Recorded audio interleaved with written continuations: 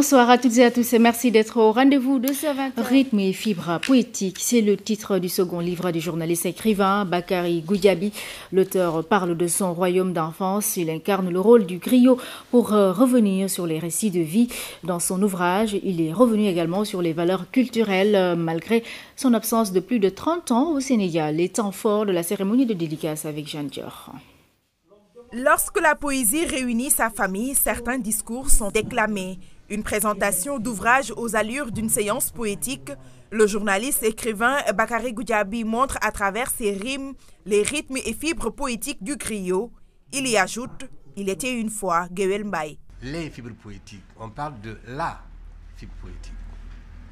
S'il le met au pluriel, sans doute a-t-il eu besoin de créer une sorte de synesthésie, de confusion des sens, ou simplement de traduire à travers fibres les cordes de la kora et du khalam, ou plutôt de traduire les pulsions qui sont les pulsions du tam-tam, les pulsions du rythme, les pulsions du cœur, mais les pulsions simplement de celui qui accède à la poésie. Après 3 décennies passées en France, l'auteur est revenu avec un second livre, plus enraciné que jamais.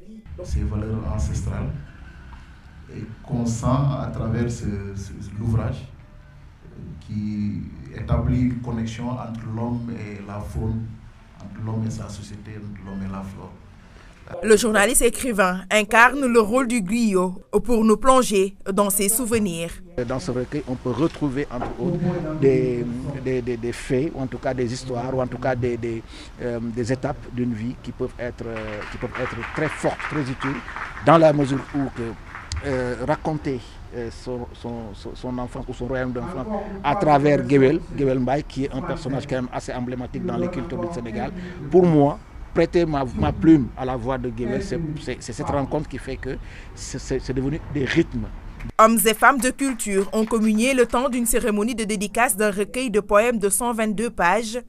Une autre du genre est prévue à Bignona, histoire pour l'auteur de décentraliser.